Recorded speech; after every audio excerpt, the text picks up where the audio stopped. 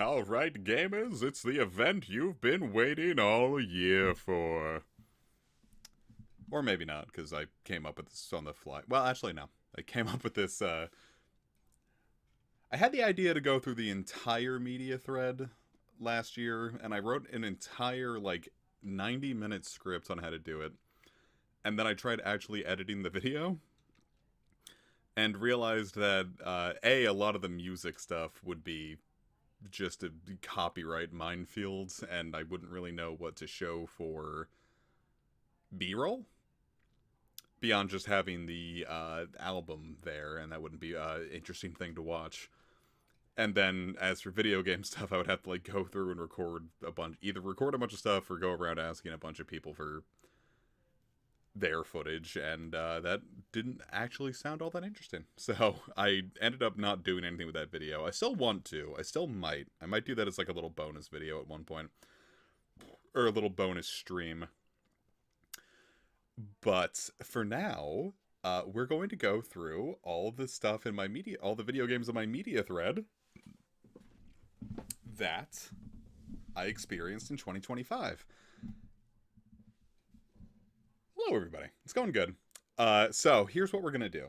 I'm going to go through in order of. I thought about going through.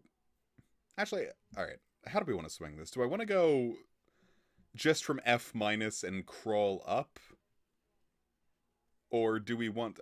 This is going to be all the games I played. The top 5 of what came out in 2025, because I did play 5 games that were new in 2025. I'm definitely going to save those for last. But do I want to go through and in chronological order and then, put them in the tiers as they come? Or, I didn't actually get to put... hold up, I need to adjust one thing. Wait, no, yes it is. I'm just... I'll either go through... I gotta decide if I want to go through chronological order or... just go from F minus and then crawl my way up. Because fortunately, a lot of this stuff, let's pull up what my order is. I have a notepad doc ready to go.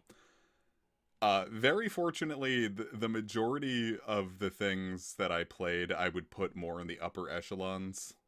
They go in chronological, go in order. Order of quality or chronological order? Okay, so talking about the worst stuff of this, it sounds like a sourman. That's not necessarily true, just because I have a lot of interesting things to say about the stuff at the bottom, but you know what? Yeah, let's go through chronological order. So I'm going to need to pull up my media thread real quick. And what say you, as soon as I do that, we get started right away. I want to say, I don't think I played anything that, just outright upset me this year. I do have things in F and F minus, but not for reasons of it was so offensively terrible that I'm gonna sour my mood. But just things that I don't know, I was excited for, and then I played them and then ended up just really not liking it. What is Blue Sky doing? Why are you being so slow? I don't know. I use the browser version of Blue Sky on my mobile thing because I don't want to download more frickin' apps. Also because AdBlock works on it, and I don't know if Blue Sky has ads, and I'll never know because I use the browser version. But sometimes it gets a little wonky. It gets a little cattywampus.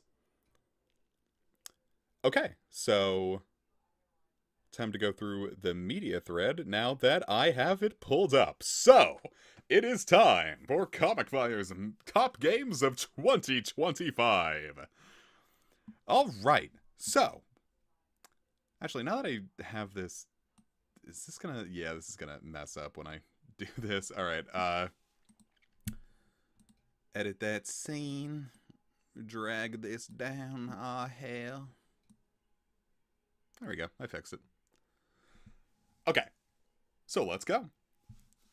So we are going to start on a very high note because we are going to be talking about I'm sorry, old school RuneScape, Leagues 5 Raging Echoes. So for those who aren't in the know, not necessarily every year, because we didn't have one this year, and I had this at the tail end of my 2024 list, but I finished it in the 2025, so I included it because I had so much fun with it. Leagues is a temporary game mode in old school RuneScape where you have to complete a certain amount of like you basically start a fresh account. You get a ton of benefits such as massively increased drop rates, massively increased. That's an expansion that doesn't count as a video game. But then you would have disagreed with my game of the year last year because that was the expansion to Elden Ring. And then my game of the year for 2023 was an expansion to Pokemon Scarlet and Violet. So I'm going to count it because it's my list. But what it is, temporary game mode, massively increased experience, massively increased drop rates. You choose a handful of regions as the game goes along, so you have to plan ahead your route pretty far ahead. And I had a lot of fun with that this year because Raging Echoes, Leagues 5, what they did with it, like they had these new echo bosses where each region would get a special echo boss, which was like a reskin of a currently existing boss in that region, generally the most famous one in said region. Give it an entire like moveset upgrade, like how you fight this boss is entirely different, and you would get a super cool item if you could beat it 50 times. And that was a lot of fun.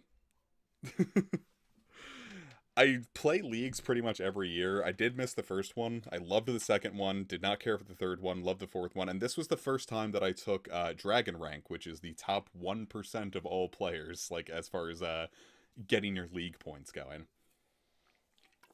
I probably put more time into this over the 2 months that it was available than I did for maybe the rest of this list combined. So I am going to very comfortably put this one. This one's not going to be eligible for Game of the Year, which is why I'm including it now, but I'm going to comfortably put that in S+, and it is, in general, really one of my favorite things that I played this year in general. Alright, so moving forward, we have our first, well, I won't spoil it, but this is the first year that I really understood Tetris. I started watching the Summoning Salt Tetris video, and I've never been really good at Tetris or like Puyo Pop or like any of the Puyo Puyo or any of those like kind of puzzle games. But this is the year that I finally started getting really into Tetris. And I got up to the kill screen on a Tetris NES, which, before I could barely play. And now I've just got up to, the kill screen. Like, damn, I technically beat NES Tetris. The kill screen is at level 29, not like the depths of Tetris, like the glitched colors and everything. I didn't get a game crash, I didn't do any of that. I got to level 29, which was where it gets like so fast that like you either need like hyper tapping or rolling to do. Where the developers were like, okay, this is probably where we want you to stop playing. You did it, you beat Tetris. And, like, that's all I wanted to do when I was writing the script for last year's list. Like, I just kept looking at my Switch like, man, I could really go for some Tetris right now. It's all I wanted to do was keep playing Tetris. So, hello, Megabuster Eevee. We've only just got to the second entry. So, yes, Tetris overall, very fun. Very much enjoyed it. I don't know how well I would do with, like, other versions of it. Like, I played the NES version and the Game Boy version, but then, like, I see things where, like, they've got, oh, the Tetris effect, or, like, I watched Ding Dong play this one, it was, like, Disney Tetris, where it was, like, a competitive head-to-head thing, and it was, like, had these even wackier parts. And I don't know how good I would be at any of that, but base-level Tetris, I can finally experience. And finally get. So I'm going to put you in S. Like I said, I liked a lot of the games I played this year. There's going to be a lot of, like, S rank entries. Oh, I am not. I actually played head-to-head Dr. Mario with Bossman. And boy howdy, he kicked my ass. But I'm not amazing at Dr. Mario. And he used to play it even when he was a kid. So, you know, I'm going to choose to believe that's why I lost. Okay, so next up is Shin Megami Tensei 5 Vengeance, Canon of Creation, the vanilla story that was upgraded with the release of Shin Megami Tensei 5 Vengeance. Even with the upgrades, I wasn't enamored with this. It is the way I described it, it was a very thin pat of butter spread on a very large slice of toast. In that there is really not that much content, but boy, howdy, they like to drag it out. Vanilla's story is really kind of non-existent as well. It starts out like kind of like good. Like you get like the interesting part of like you start out in like the desert of Dot, and you very purposely don't get a whole lot of story at first, and then the second stratum, I'd say, is they do kind of go harder and like, oh look, here's some like cutscenes with like some really good presentation. And then you just don't get any of that again until, like, the very end of the game. And this is with Vengeance's updates. Like, I've learned that a lot of the stuff I actually enjoyed in this were additions to Vengeance. Like, I'm gonna say that, like, the vanilla SMT5 is probably just on the north side of being an actual bad video game. But, I don't know. I enjoyed, Canon of Creation Vengeance enough that that I can't say I disliked it, but I can't say that it was one of the best games I've ever played. So I'm very comfortable putting that in rank C.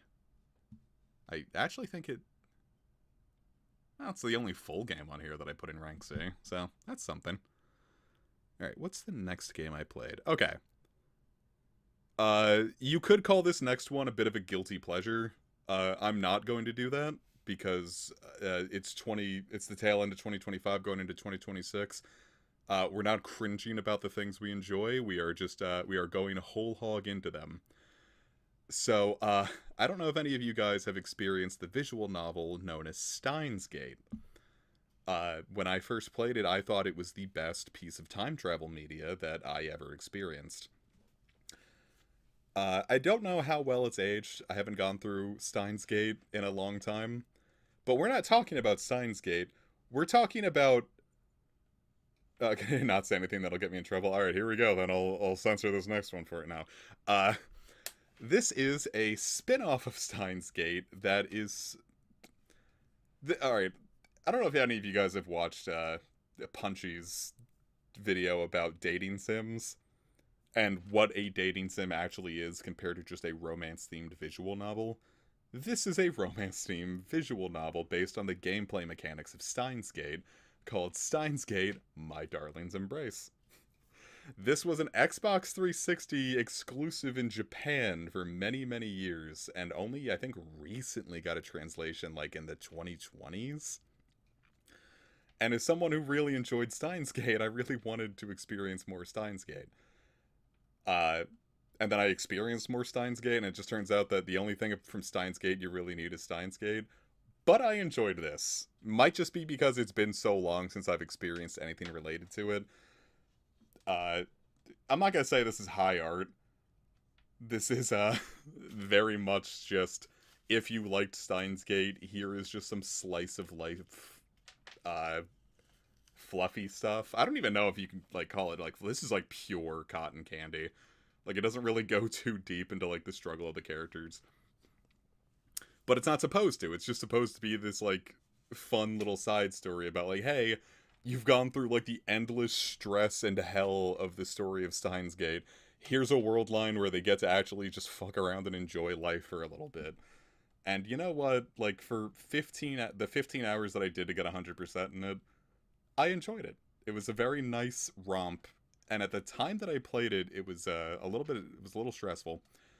So it was nice just to kind of fuck around and, like, not have to think too hard. So I just got some nice fluffy cotton candy with characters that I really enjoyed. So I'm going to feel comfortable putting that in B rank.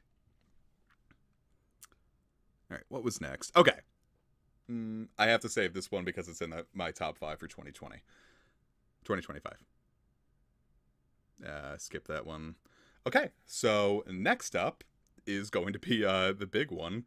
This is one of the things that I built my new PC for.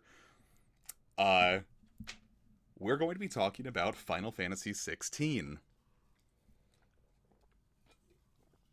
This is one that I really, really wanted to play. Like my friend, I don't own a PS5, but like when the demo came out for Final Fantasy 16, I was like, oh, like my friend has a PS5, and I was super excited. I'm like, hey man, can I come over and like to play the can I come over and play the demo? And I never got around to asking that because I was busy. But Final Fantasy 16 rocks.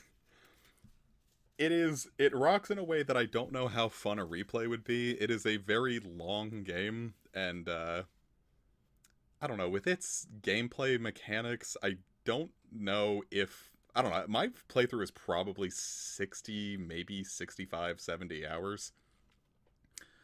And that's probably a hard ask for like something of like what I can best describe as like a stripped down Devil May Cry.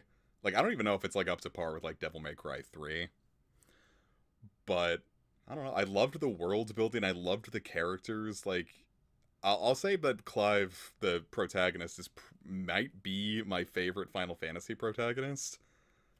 Ben Starr sells the role. I loved the characters so much. The world building was really good.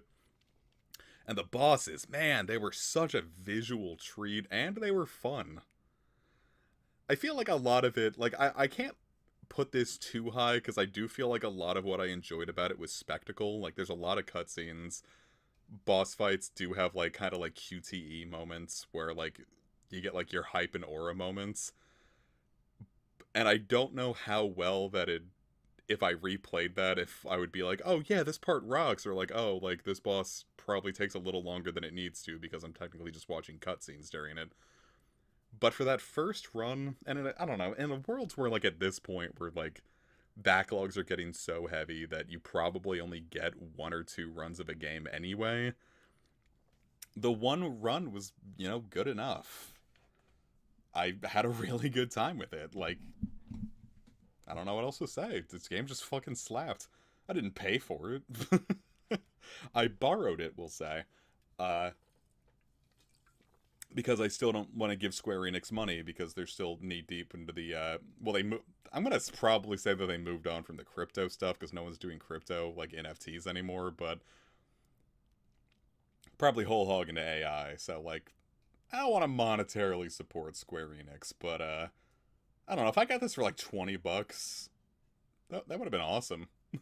Have I got the chance to try the DLC? I have the DLC, I have not played it. I did mean to get to it, but that is probably going to be one of my big things for 2026. But, in the meantime, Final Fantasy 16, I feel very comfortable putting in A rank. You have gotten no repeats yet. Okay, so this next one was a replay. But the context about it was, like, different enough that I felt comfortable putting it on this list anyway. We're going to be talking about Fire Emblem The Sacred Stones, the first Fire Emblem that I ever beat. I don't know if you guys remember when we were in, 2017, Sages just, like, really blew the fuck up with Fire Emblem Heroes, and I capitalized on that a bit by streaming Sacred Stones in a way to try to, like, get me into this series that I never really got the hang of, but, like, everyone was talking about it, and I kind of wanted to feel involved. And, doing a strategy RPG blind where you're trying to, like, get the mechanics down, I beat it, but I had a hard time with it. It came out on Nintendo Switch Online this year, and I was like, you know what, I have more experience with this series now. Like, I kind of know what I'm doing, I'd say. I'm not, like, one of those, like, big fancy speedrunner types, but I know how a Fire Emblem functions. And you know what? This game, when people say it's easy, boy howdy, it is kind of actually brainless. If you know how to play a Fire Emblem, you can shatter Sacred Stones over your knee like a dry twig. But man, it's fun. Erica is probably my favorite. I don't know. She might be one of my favorite Fire Emblem protagonists, and not just because we have a similar name. But I don't know. I just really enjoy her. I really enjoy just really all the characters in it. The story with Leon is pretty tragic. I don't know, like, I really, really love Sacred Stones, and, like, it's a game that, with how short it is, with how the route split ends up making it work, with that technically each run only being 21 chapters, it's kind of easy to just, like, hey, like, I don't really know what to do, I don't know what to do for a weekend. What if I just did a quick run of Sacred Stones? And it would be a great way to spend your weekend. So yeah, I'm pretty comfortable with saying that Sacred Stones is just one of my favorite Fire Emblems, and I am very happy to put that in S rank. I will reorganize these tiles. Actually, you know what? I should probably just do that now. I do have a specific list of in what like in order of quality that I have some of these. But you know, actually, it looks like that's pretty well set up anyway. So neat. All right. What's next? Okay. We have repeat stream over. So number 18, I have this was something I started doing in 2023 where I put RuneScape's Grandmaster quests in the media thread. So we got more RuneScape coming up. So the whole concept of the quest difficulty in old school RuneScape is that there are, I think, like 5. It's the difficulty of the quest goes from novice to intermediate to experienced to master to, what was it? Novice, intermediate, experienced, master, grandmaster. And grandmaster quests are sort of like culminations of big plot lines that have been brewing throughout the entire game. And I love the majority of grandmaster quests. The very first one they added to the game is probably the worst quest in the game, but it was also the first one that was unique to old school RuneScape, so I'm going to give that one a little slack.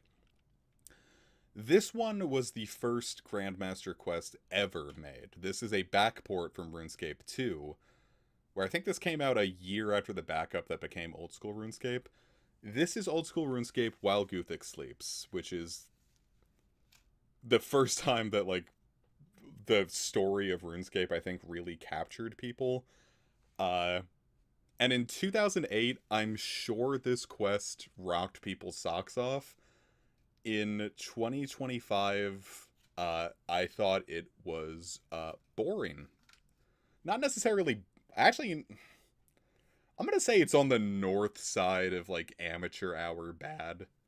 Like, we have had backports at this point where, like, they've retooled the story a bit, and they did retool the story a bit here. But overall, it goes for more shock value than, like, actually contributing anything.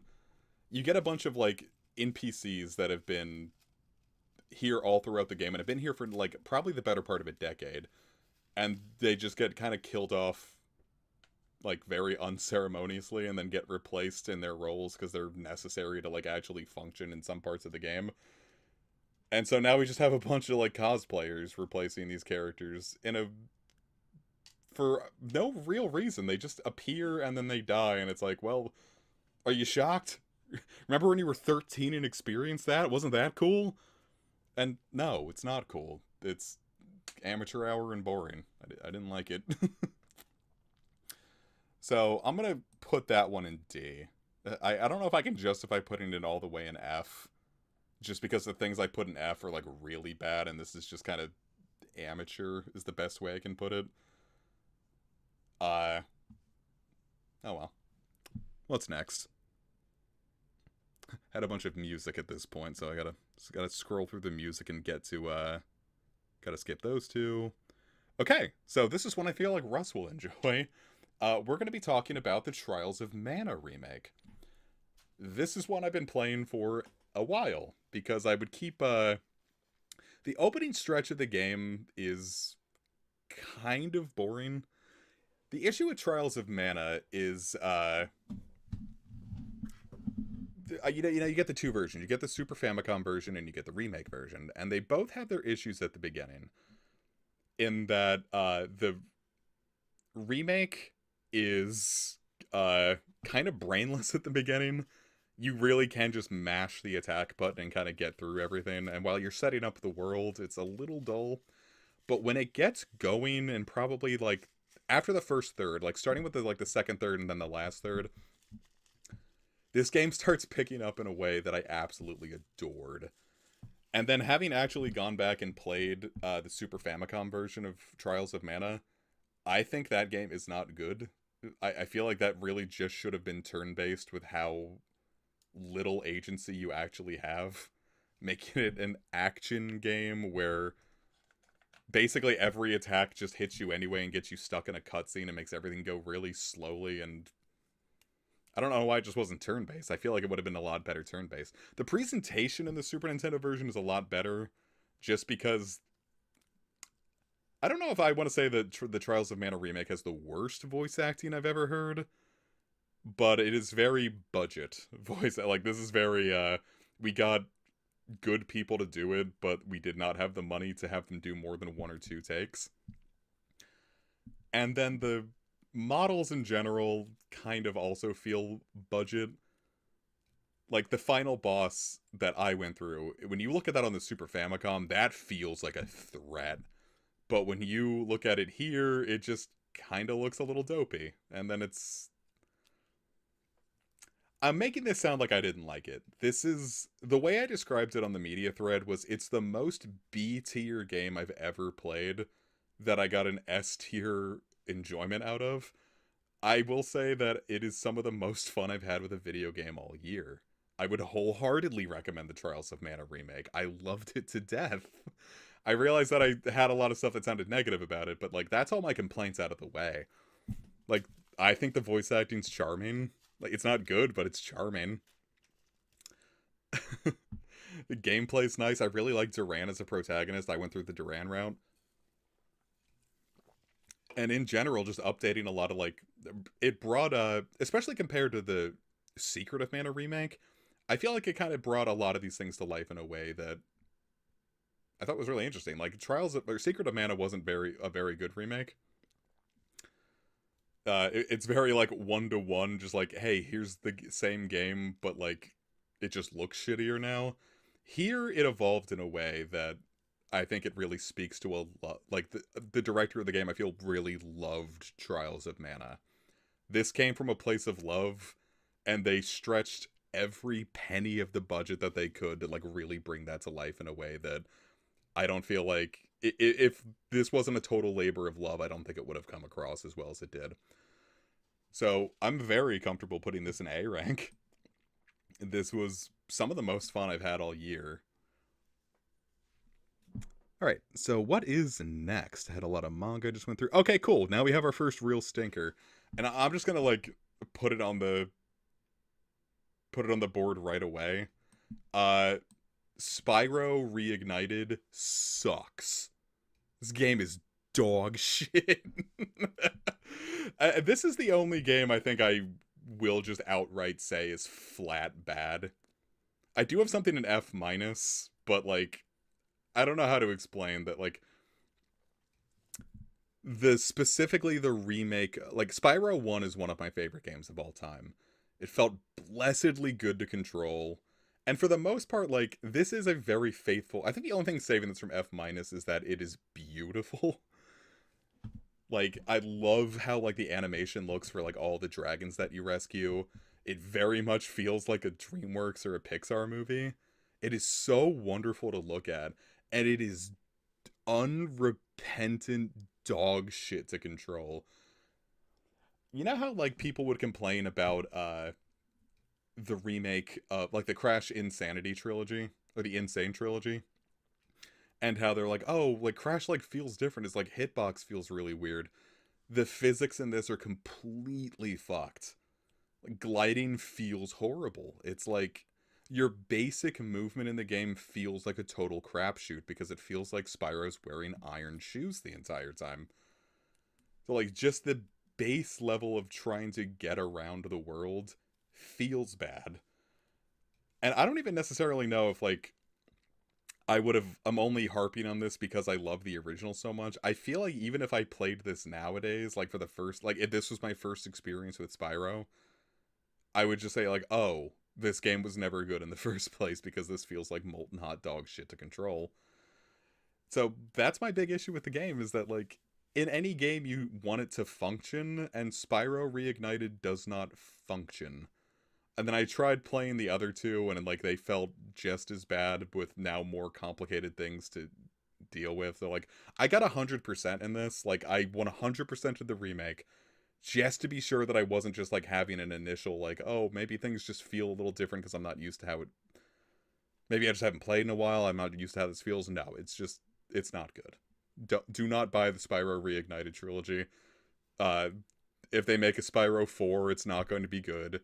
Spyro was only ever good on the PS1. Just go play the PS1 Spyros. Series can end. Not everything has to go on forever, because when they do... You know what else goes on forever? Cancer. And you don't want that. You don't want that to keep going. Let your cells die happily.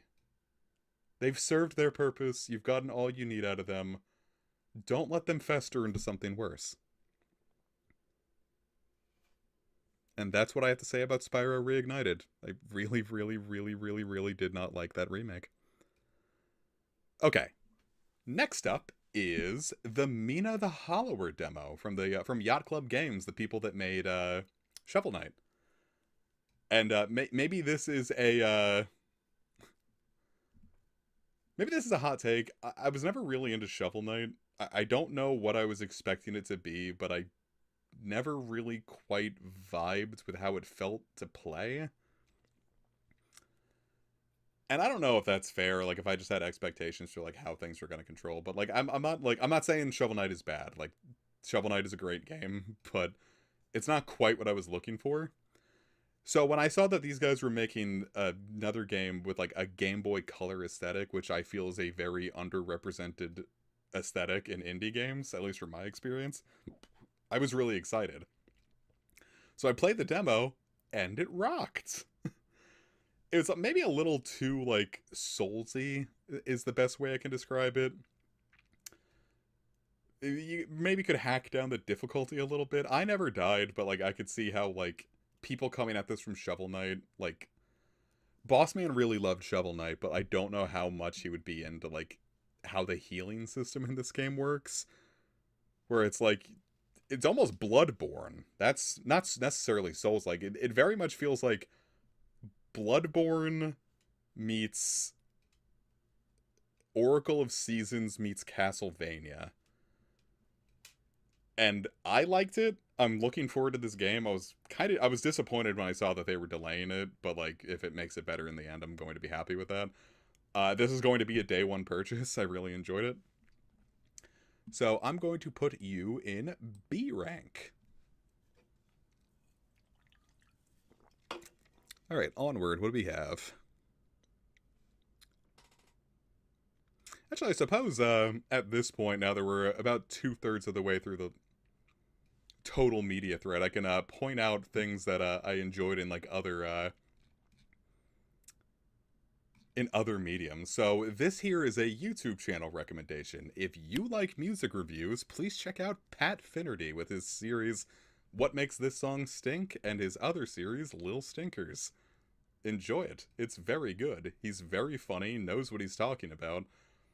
And overall, his videos have a very stream of consciousness approach to them, which, given his penchant for going out into Philadelphia and just, like, dragging people into his wacky world in a way that feels very charismatic and charming, I would highly recommend you enjoy Pat Finnerty. Okay. So, alright, next up we have a really good one. This is Grandia 2. Let's get the negative out of the way. Do not buy any currently available version of Grandia 2. They are all based on the PS2 port and the Anniversary port, which introduce really bad audio clipping and freezing issues. If you're going to play Grandia 2, please just emulate the Dreamcast version, because that's also going to fix the other big issue I have with this game, in that spell animations take forever. Like, it got to a point where I don't use some of the better spells in combat, where, like, objectively, like, I would be in a better position if I had just used this stronger spell, but I didn't feel like waiting through the 45-second animation. But if I could speed it up, that would have been nice. But overall, Grandia 2 fucking, even with all that issue that I just said, I played the Switch port. It crashed a lot on me. And even with that, I'm going to explain more about it, but I'm going to slot it into its place. Grandia 2, not only, like, it's an S rank. It's the bottom of the S rank for me, but it's so good. Like, the music is amazing. Like, it has one of the best battle themes in any RPG I've ever played. Not even just JRPG, just like straight up any RPG I've ever played. I loved the characters so much. Like, your main character Ryudo is kind of like a, it's like a sassy, like not necessarily even an edgy guy. He's a merc, but like in a like, how else do I describe it? But like charismatic. He's a realist in that like people treat people in his line of work like shit, and he doesn't really take any like guff about that. He's like, yeah, I know I'm a merc. I don't really care. Like, you hate me. I probably don't like you. But he does it in like a humorous way. He never feels like he's like getting too sassy with it or too edgy with it. It's just a delight watching him interact with these other characters, especially the lead, Elena, who is this sheltered church girl. So, like, you get this rough and tumble mercenary with this sheltered church girl who knows nothing about the world and is now learning it, experiencing it through him. Like, it's such a fun setup. Like, I love the characters. I love the battle system in that, like, you wander around. It's almost, it's like a 3D Chrono Trigger almost, in that your positioning on the field matters. You can hit multiple enemies if they're close enough to each other. You can position yourself to get them in better positions. You every battle you get like experience that's that's like, wow, that's like an RPG. No, but you can arrange these points into like, hey, like you can boost up this skill or you can boost up this spell egg. And like you get like various different like I don't know how to explain it. It's like you get like these different things and like you help these eggs, like these spell eggs, like basically hatch. Like the more experience you put into them, you get to find out like, oh, like, hey, I see that like I just got this healing spell, but like if I put a little more juice into it, I can unlock this next spell that I don't know what it's gonna do. It's kind of fun to experience. It's like a little surprise every time. I don't know if that's making it sound exciting enough, but Grandia 2 is one of those games I would wholeheartedly recommend to absolutely anyone. And I loved Grandia 1 as well. Maybe a benefit is Grandia 2 is a blessedly tight 25 hours. Whereas Grandia 1, I didn't take that slow, and it still took me like 40 hours. Grandia 2 is just like all killer, no filler. You are constantly on the go, go, go, go, go. Like there's no like real like downtime. Like it's just a super well paced game. Like no part of the game was ever boring. I loved it to death, man. I would recommend Grandia 2 to anyone. Please play Grandia 2 on a Dreamcast emulator, for the love of God. All right, next up we have the demo for Adventures of Elliot, the Millennium Tales. Even you, Russ, I feel like you'd get a real kick out of Grandia 2. We get Adventures of Elliot demo for the Nintendo Switch, which is like the next HD 2D game from like, I'm assuming like the same team that does like Octopath, Dio Field, Triangle Strategy, stuff like that. And this one felt more like more Zelda-esque. I thought I was going to get a mana experience out of this, but it really did feel more like Zelda in that I don't think I was getting experience from fights. So I didn't really feel the point of wandering around beating all these enemies. Movement was nice.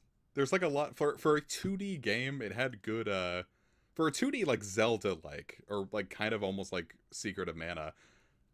It had good movement, which is not what I was expecting from it. But my chronic issue with HD 2D games is that they make the characters so small. You get this huge, big ass, like lushly detailed 2D environment, and your character takes up so little real estate in it that I just lose them a lot of the time. I know it's always in the center, but like you have all these particle effects going on, you have this like endless layers of like grass and cliff sides and everything. I just kept losing the character.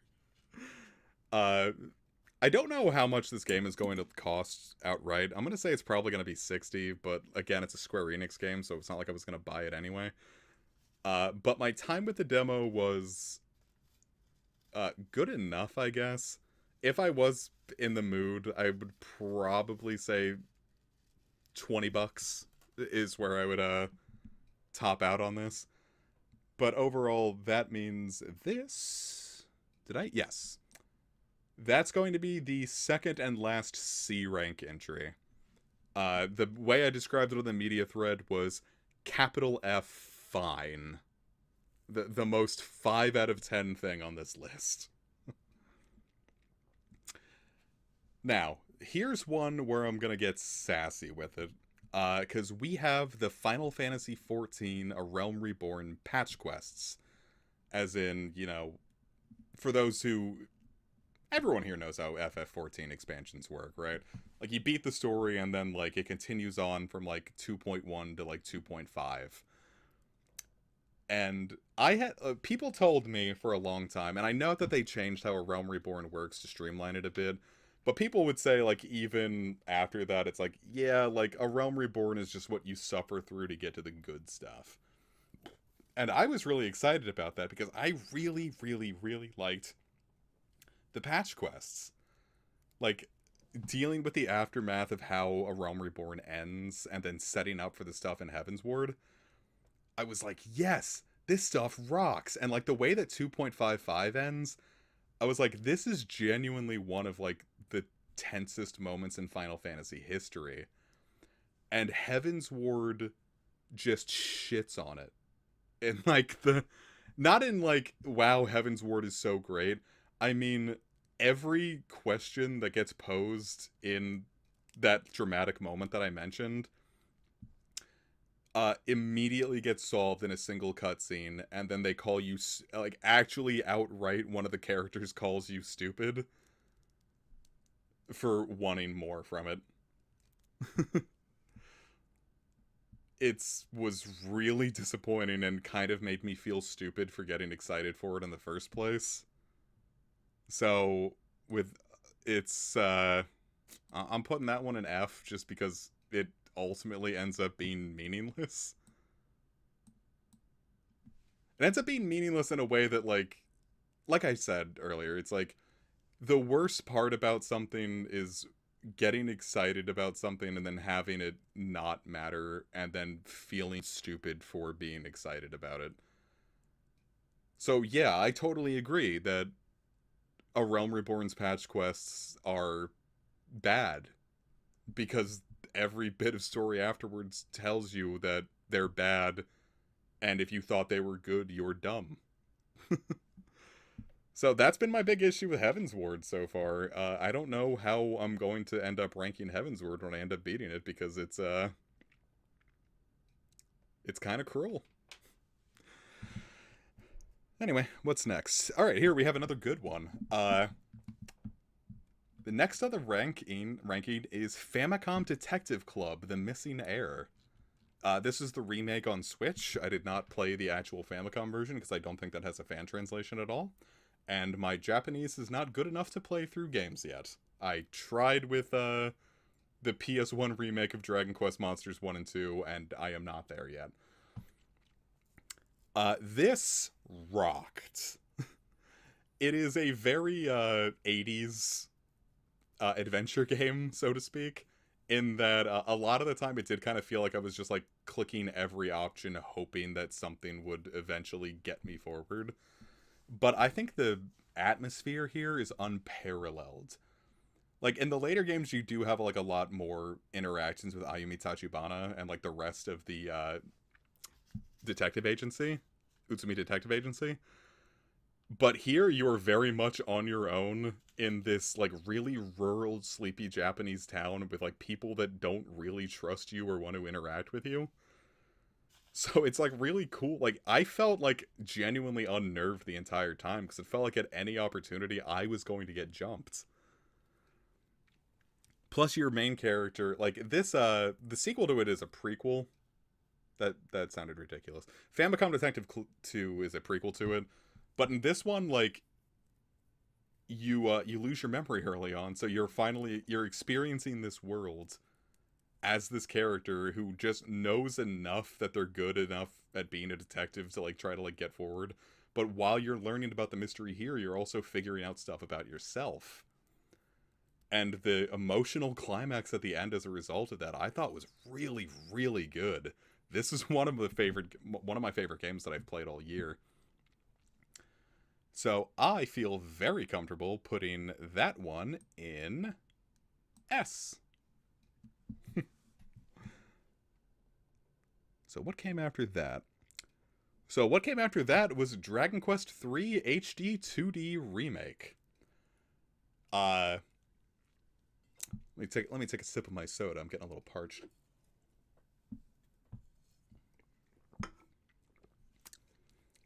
When I first played this, when it came out in 2024, I ended up dropping it at first just because I was not in the headspace to play it. It is a very different experience from any other version of Dragon Quest III. And I just wasn't up for it at the time. And then when I did it on the streams, I ended up having a lot of fun with it. But I don't know if I would call this the definitive version of Dragon Quest III. I still feel like I would go more for the Game Boy Color port of it over this. That's not to say that this game is bad or a bad remake. Like I think it's definitely better than the NES version. But I think it comes down to I just don't really love the structure of Dragon Quest III. And the updates, as in like all like the friendly monsters, mini medals, all that extra stuff that they added here. And then in general, like with a lot of them only appearing at like more interstitial times like dusk or dawn, but like no way to actually like get to dusk or dawn without just like sitting on the world map waiting.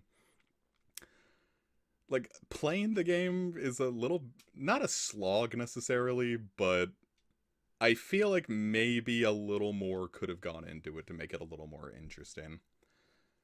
I love the story updates. I think those rock. It is a very, very cool experience to see that some backstory for some things I wanted to see. Like learning more about Zoma, getting to experience like the whole like Dark World Alfgard section fucking rocked. I was like, yes, this feels like people are miserable. This is awesome. This is I get the vibe that I didn't get in some of the earlier parts.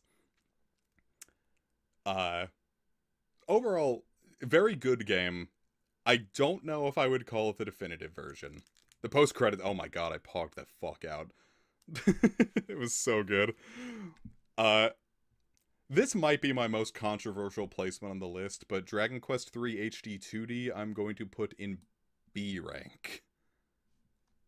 And I'll put it over Mina the Hollower, but I will say I probably got more at a Steins Gate, my darling's embrace than Dragon Quest III HD 2D. Very good game. Just there's one real game in S Plus. Anyway, moving on, we are going to Famicom Detective Club 2, The Girl Who Stands Behind, which is that prequel that I mentioned. This one I always hear people talk about as like you're playing this series to play this game, and I don't agree with that. It does on a gameplay level, I do think it is improved over one. Like there is much less just kind of like throwing shit at the wall to see what eventually propels you forward. Like things make sense, and if you do it right, you get like a little bonus scene at the end of the game. Like there's an incentive to replay it. But the story just kind of spins its wheels for a little bit and then really just gets solved out of nowhere. Like, imagine like you're kind of just like sitting through like, oh yeah, like this feels right, like we're kind of like getting through like this point of the plot, it hasn't really moved forward for a bit, and then the game just kind of ends. Like, the villain's like, oh shit, you found me. I'm like, whoa, what? Like, you like I didn't talk to you that much, you feel like confessing all this right away. uh I don't know, overall, like, I didn't love the atmosphere in this one as much. It mostly takes place near like a Japanese school, which probably why the Japanese players loved it as much. He really did fold under zero pressure. I'm like, come on, man. I'm not gonna say I disliked it. It was still a very, very good game. It's just out of the 3 Famicom Detective Clubs, I would say this is the one I enjoyed the least. So I can comfortably put that at the bottom of B rank.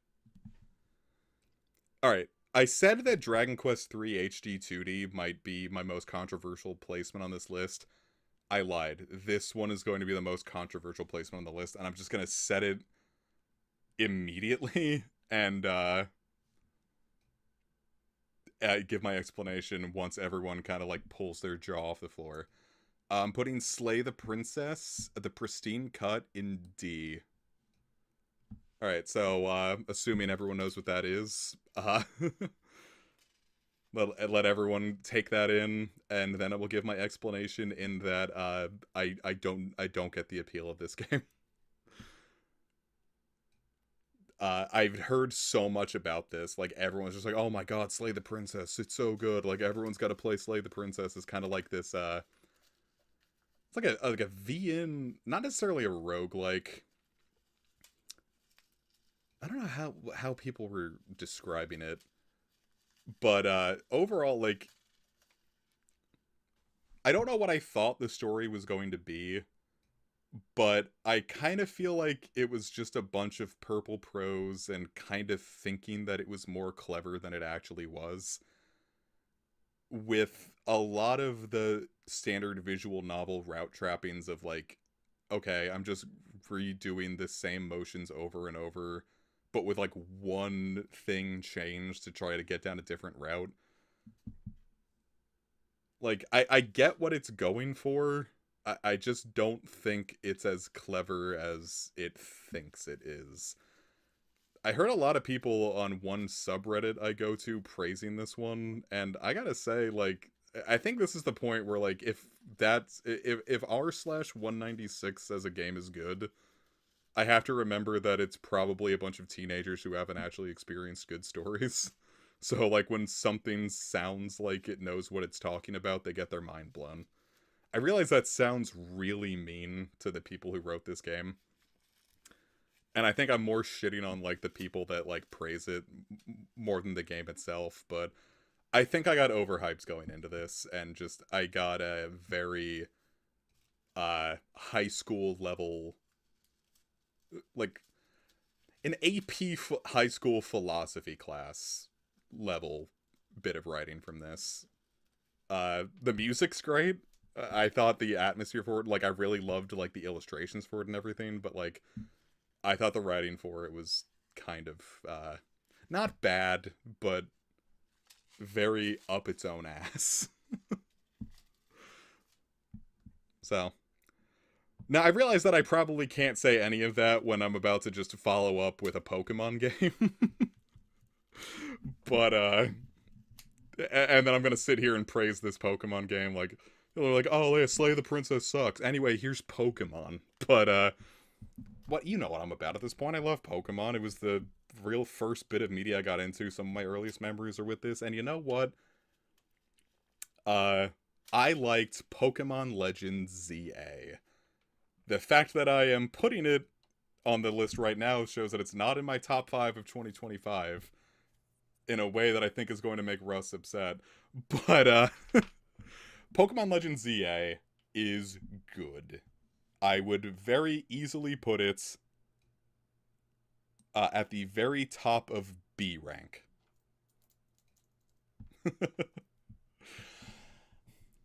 I do think base ZA is a very good. I don't know if I want to call it a tech demo, but I don't get. Can I get a low A for my fella? I'll explain why I'm not going to put it in low A. But I feel like ZA is a very good tech demo for what an action based Pokemon game could be like. Almost Rhino Core in how like PS2 jank it is. And I like a good bit of PS2 jank, but the positioning ultimately my issue comes with the battle system in that positioning doesn't matter as much as the game wants you to think it does. Your Pokemon are very slow to get out of the way. Fights just end up being blow through all of your moves on cooldown, and by the time you've burned through all four, your other one's ready to go. So, with speeds being a completely useless dump stat, it just means that battles end up being there's no real strategy to it. You just smack each other around, you take damage, and you might be able to swing some positioning stuff, but then when you want to actually use your move, like, okay, now the other opponent's just going to use their move that they had ready to go, and you're just going to eat shit from it. Now, that's just my issue with the gameplay. The story, I love to death. I don't like I'm not going to say I don't like Pokemon X and Y. I used to say it was the worst mainline game. I think Vanilla Sun and Moon are now. But X and Y were very much unfinished. In like a way that like we know for a fact they were unfinished and then just completely like moved on from with the Terra leak exposing all that. ZA made me care for the story of X and Y in a way that I didn't think possible. Like in a way that like the lore behind Kalos is one of my favorite regions now. It took Team Flare from a total joke to like, I think that these guys were genuinely the most dangerous villainous team in the series. Like the reveals behind like Xerneas and Yveltal, like the whole finale with Zygarde, like this shit rocked. The story was so cool. But overall, once I finished the story, I did not have a very fun time with the post game. I thought shiny hunting in vanilla was kind of dull. I'm glad I didn't buy a macro controller to do that farming. But for the most part, the only thing I really super wanted was Hone Edge anyway, just because I've never gotten a shiny Hone Edge in mainline before, and I was like, cool, I'll shiny hunt Hone Edge here. And I got bored after 5 hours of that and never came back. So, I don't know how much I would enjoy a replay of ZA, but I've been saying that about every Pokemon game in the Switch era.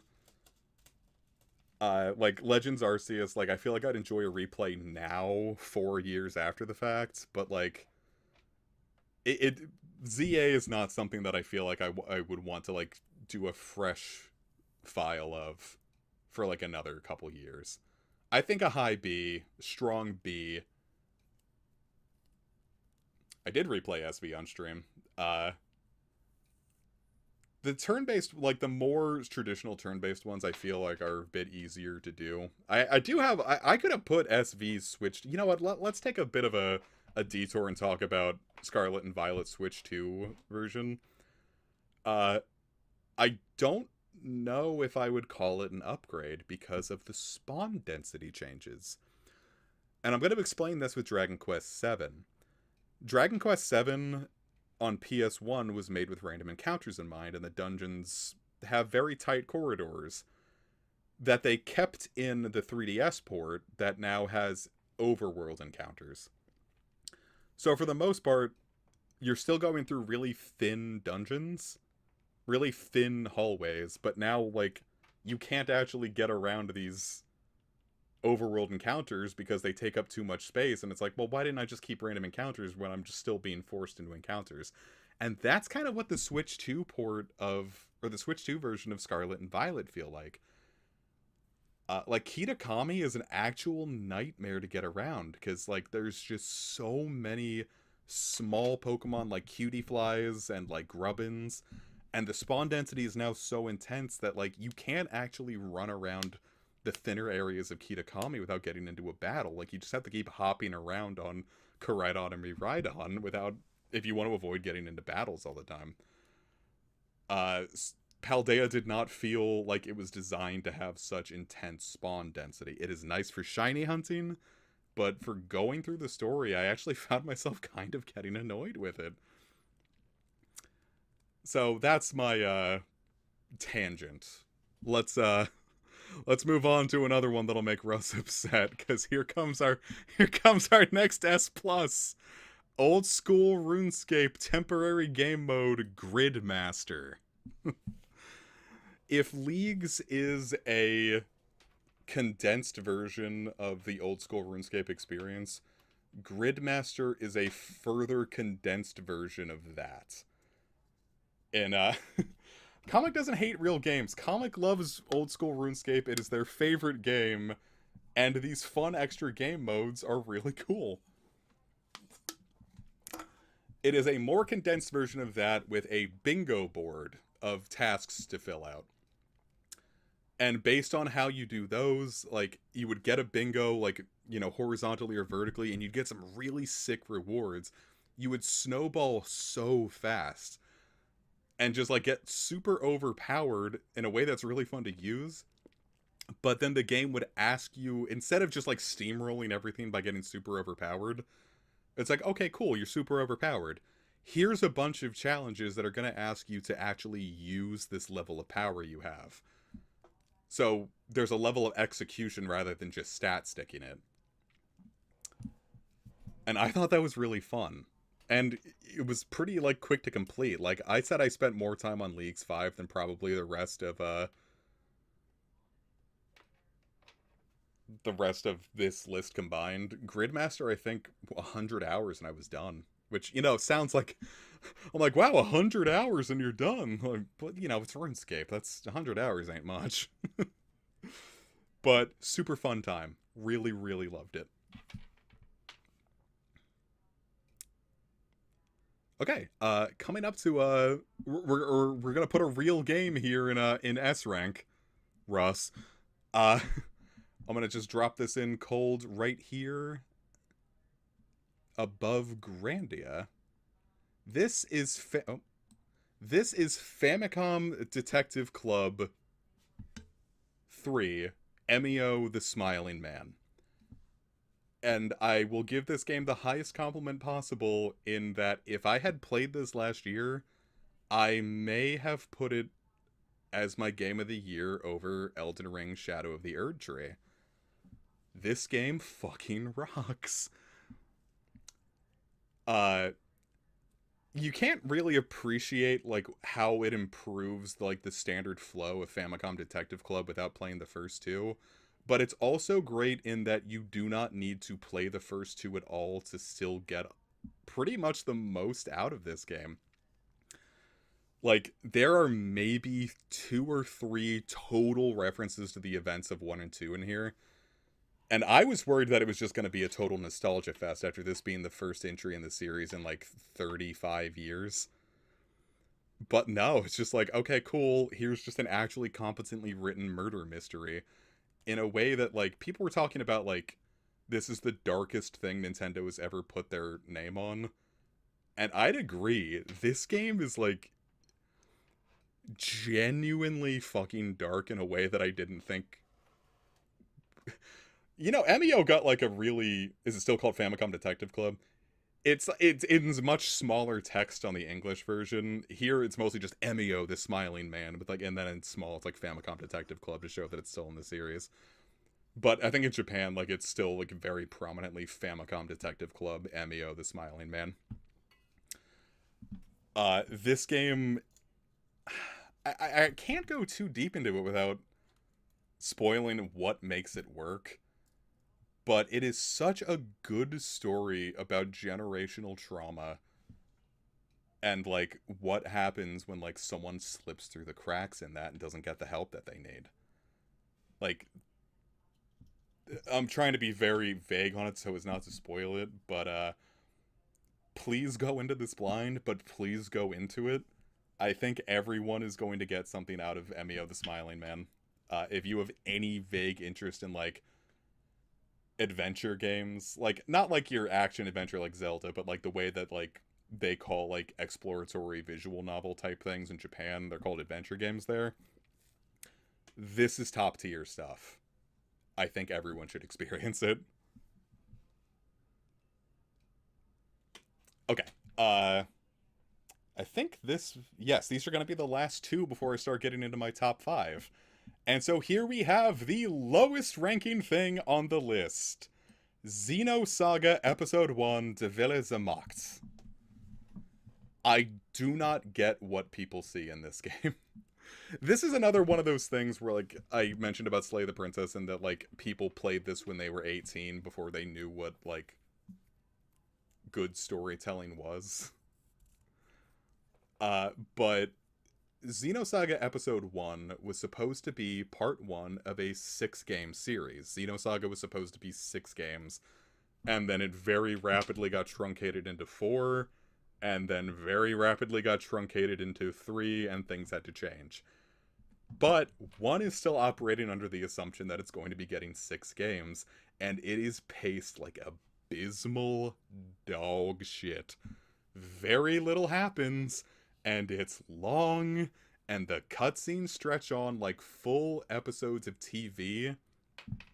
You'll be sitting through 22, 30, 40 hour-long cutscenes of just characters standing there and emoting and just saying the same shit over and over and over again, and it's not interesting. There's so little music in the game because I think they used I think it was the London Philharmonic to record like all the music for this game. But then there is one battle theme for the entire game. It plays during every boss fight except the final boss fight, where that finally gets a second battle theme.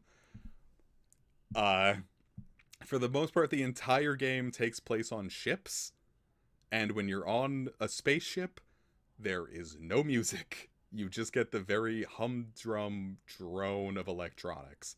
Very Stanley Kubrick, like kind of like 2001: A Space Odyssey. And that was intentional. They wanted it to give that like kind of like cold spacey vibe. I can almost admire what they were going for, but this is one of those things where I think the idea is significantly better than the execution. Where like you get like oh, like I'm gonna have like this like cool, it's like the Blue Sky phase of like creating anything. It's like this is like the game equivalent of like the Blue Sky phase of like here's all your really cool ideas, and then you run into like, okay, but how are we going to make this work? And it doesn't. How does it compare to Xenogears? Xenogears is a significantly better game. Xenogears is a game, is the best way I could put it. Xenosaga very much feels like it's trying to be so much more than a game that it ends up just being... It is so much more than a game. It's also... It's not just a bad game. It's a bad... It's a bad sci-fi channel space drama. With some really cool setup for, like, some things that end up getting truncated in later games because you're not getting your 6 games now. It's very... It's frustrating. Like, I could see a world where this ended up succeeding, being really cool. But as it stands, Xenosaga 1, not good. I would not recommend people play Xenosaga 1. I would recommend, like, if you want to experience the plot of Xenosaga, to just watch a cutscene movie for 1. The first game sold really well, and the second game didn't sell half bad either, just on the strength of 1. People loved Xenosaga 1. I just don't get why people liked Xenosaga 1. So here's the moving on to the final game that isn't in my top 5. This one is going to be another controversial pick because people generally say that this is the worst game in the Saga trilogy.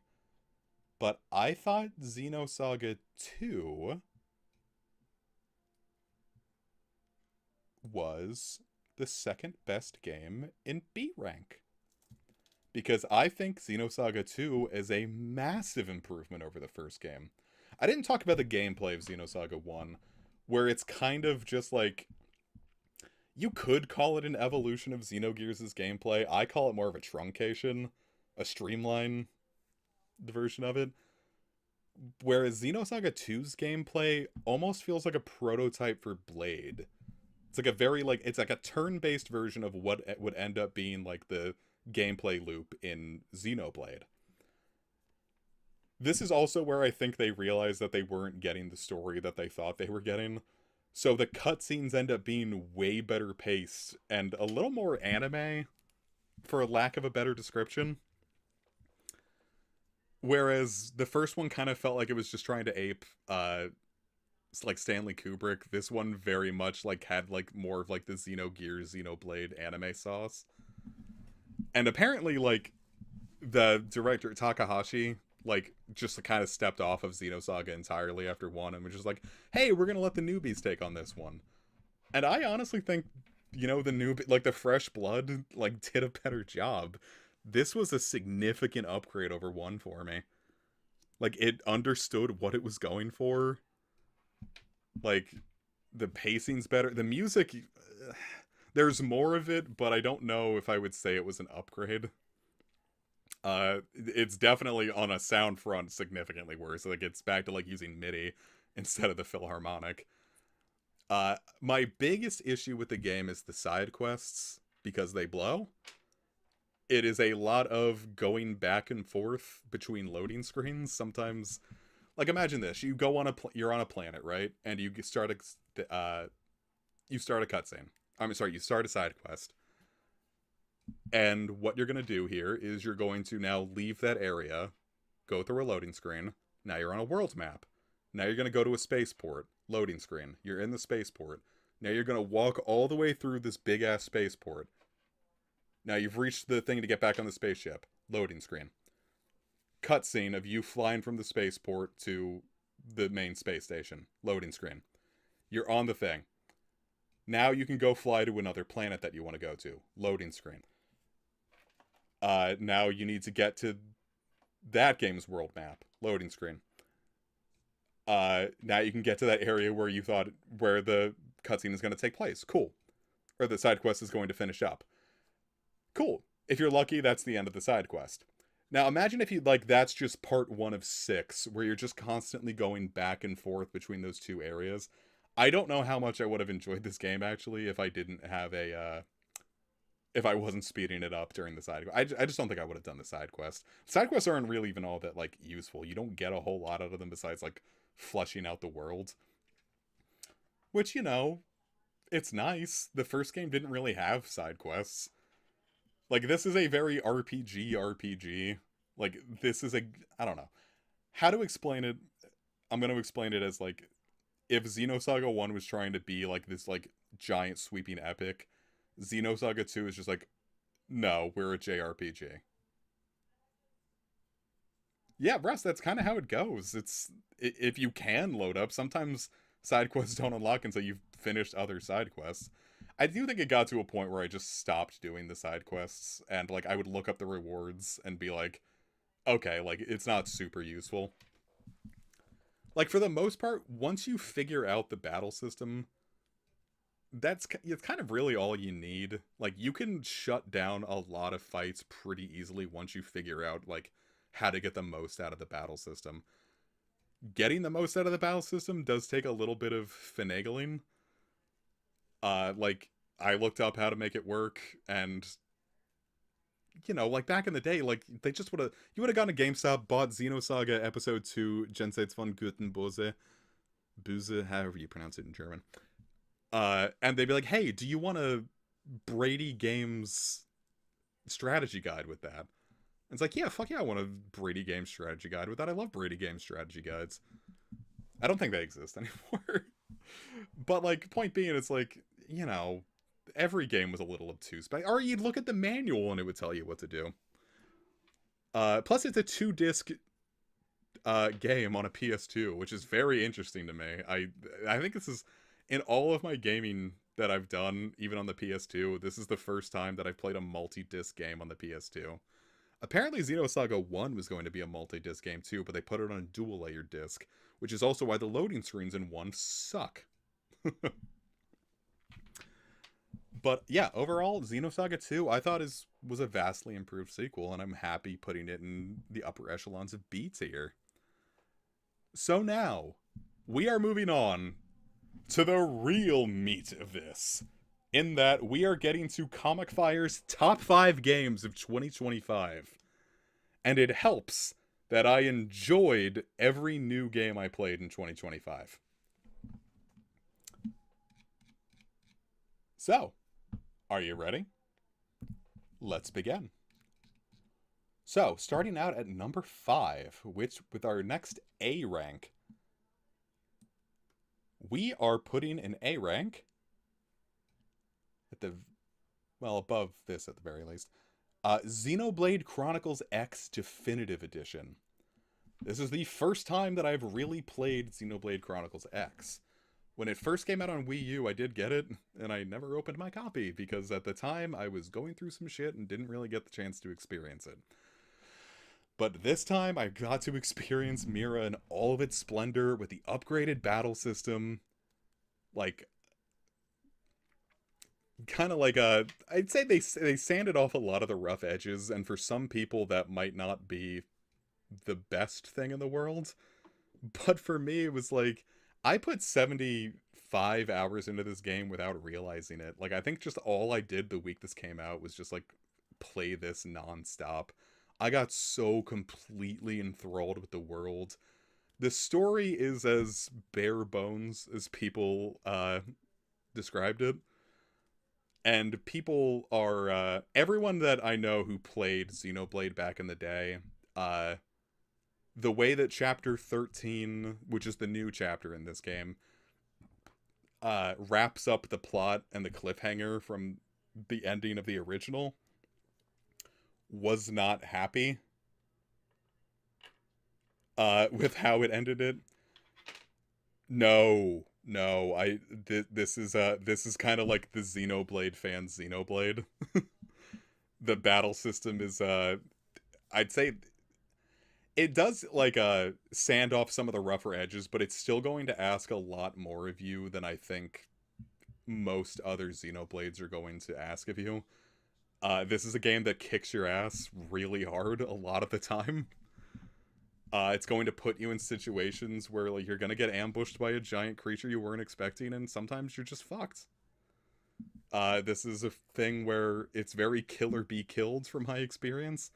If a battle gets too long and protracted, that is very much to your disadvantage. But it is fun to experiment with the battle system and then figure out ways to... Ace, you got here just in time. We're at the top 5 of 2025.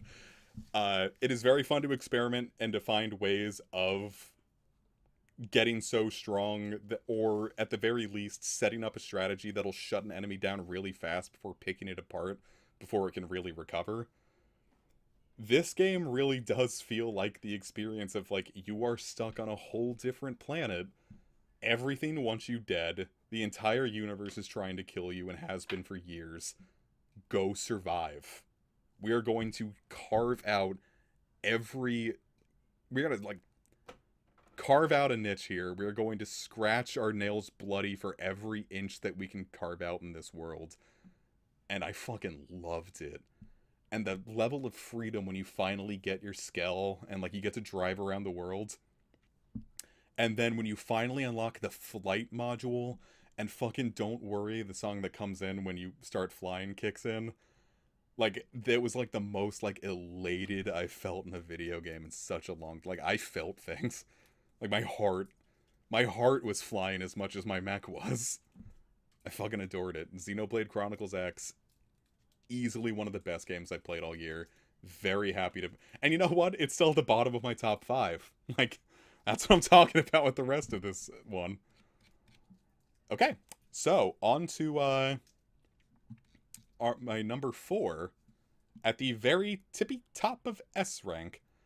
I realize how this is going to sound when I put things in a like an S rank, whereas like something higher might go only in A rank. I know it's weird, but it's like kind of like an emotional or like replay based vibe. So, you know.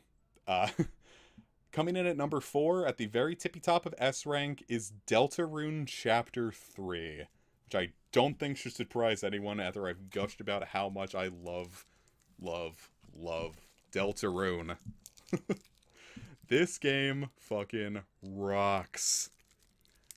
Chapter 3 is probably the one that I'm going to have the most trouble replaying in the future, just because I have gone through Chapter 3 so much this year. On the stream, on PC for myself, on Switch for myself. I've probably gone through Chapter 3 6 times now. 100%ed it 5 times. I love it to death. I don't know if I want to go through those Zelda ports again right now. And people are harsh on Chapter 3. Like, people are like, oh, like, it's good, but it's probably the worst of it. And I'm like, no, it's better than Chapter 1. That's not me dipping on Chapter 1. It's just, Deltarune is just constant 9s and 10s. And, like, Chapter 1 is like an 8. But then this is like your solid 9. I don't really know what else to say about this that I haven't already during the stream. But, like, fuck. It's so good. And Paradise Paradise, the song that plays on the second board, I've just, like, put that into my standard music rotation. When I was doing chopping firewood and, like, cleaning up around the cabin at some point this year, I would just put on Paradise Paradise and just kind of, like, swing my hips to it. Like, it was just such, like, a peaceful, wonderful vibe. Music is so good. I love the story of Tenna. The whole sword route kind of thing. Like, that was, like, the whole sword route is, like, the most, like, a creepypasta type vibe has affected me since I was 15 and could actually get scared by creepypasta. Tenna, first off, I will say, like, even at, like, chapters 1 through 4, Tenna is the best final boss in all of Deltarune so far, and I don't even think it's close. The battle against Tenna is just so good. Its TV time is such a killer battle theme. I love it so much, and every time I listen to it, I think I love it more. I fucking love Tenna, and it's hard to believe that we've only had Tenna for half a year, because it already feels like, I don't know, Tenna's, like, already, like, ingratiated himself into my soul, like, in a way that, like, the Undertale characters do. Like, I already can't imagine a life without Tenna, and I've only had him for 6 months. So, yeah, Deltarune, real good shit. Everyone should go play Deltarune if they haven't, which they have, because you're gay and you're here. Alright, we are moving on to number 3, with the final pick of mine that will make Russ upset. In S rank, we have Pokemon Legends ZA Mega Dimension. You could say that, like, yeah, like, this is more of, you know, just being an expansion to Legends ZA. I don't really know if it would count, but, like, it was the missing link to what I feel like base ZA was missing. More rogue megas to fight. I think the battle system asks more of you. I felt like I could actually, like, positioning I felt here mattered a hell of a lot more, or even if you couldn't position as well, being able to, like, kind of, like, time your protects or detects against, like, solo battles against, like, Karina. That shit was so good. Shiny hunting is the easiest it's ever been. It's just a lot of fun. Like, I spent all day shiny hunting today. Like, before this stream, I was shiny hunting. I got a shiny Arctibax right before this stream started. I put 40 hours into ZA total before Mega Dimension dropped. I have put 80 hours into Mega Dimension already, and it has been out for less than 3 weeks. I love Mega Dimension so much.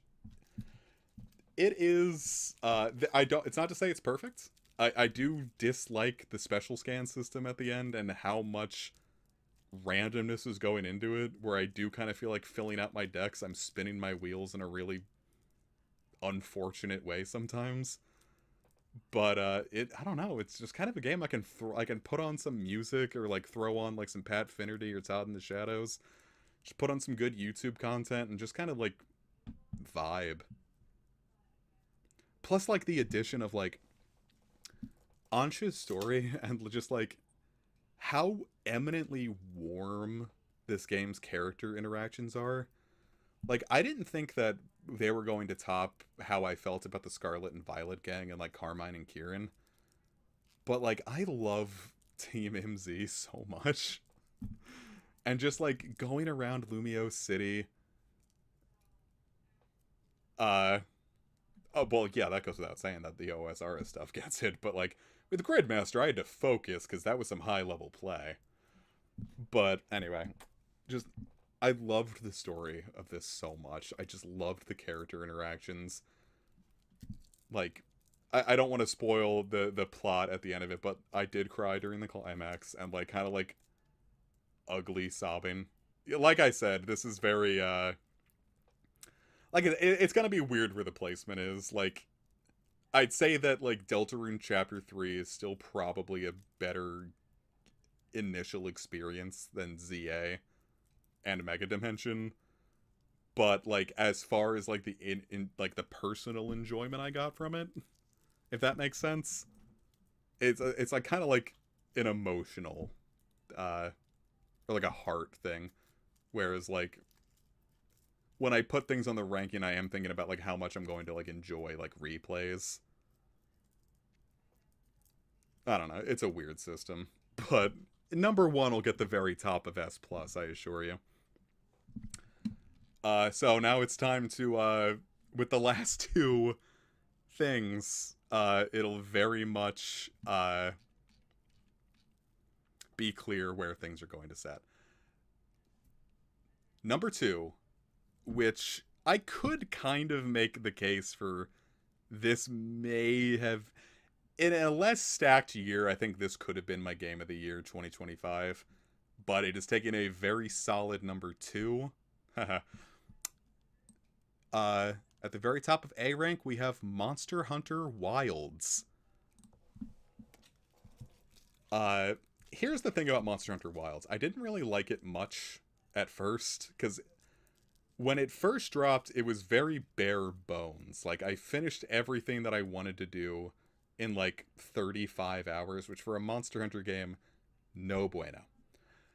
But with the title updates coming out this year, and then like how much like it encourages competitive play in a way that, or I'm sorry, cooperative play in a way that I hadn't really gotten in like Monster Hunter Rise. Like Monster Hunter Rise, sorry, I'm burping.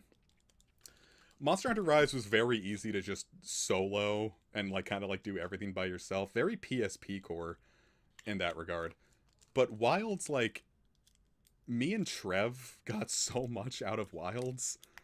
Like, every time there was like a new update, we would hop online together, play it. Like, we would do like the big time attacks. Like, there were whole like limited edition, I'm sorry, like very limited run time attacks against like the hardest monsters made even harder. And it's like, oh, if you can do this in like under 10 minutes, you get a reward. So like me and Trev would just run it nonstop, trying to get our time down to just under it. And like playing with like some of these randoms, and like people can be so nice. And just like, I don't know, like as like a cooperative experience, and just like coming back to it like all throughout the year, like checking back weekly, like, oh cool, a new event where I get a new fun thing. Or like the holiday events where like the Grand Hub is like now, like right now it's like a festival of like a winter based festival of lights, and like you can get all these like fun like themed like foods or like themed outfits and everything. And then just in general, I think as like one of the big like 4K Monster Hunters, starting with like World, this game beats the ever living shit out of World and Iceborne, even in its vanilla state. And as the title updates improve, like I'm like, man, this is what people must have felt when they were playing World. Like, this game rocks, and I'm having so much fun with it. So I'm not gonna say it's necessarily close to the number one slot, just because the number one slot means so much to me, and everyone knows what it's going to be now. But Monster Hunter Wilds, I put I have put a lot of time into, and I have enjoyed the vast majority of it. I very, very much love this game.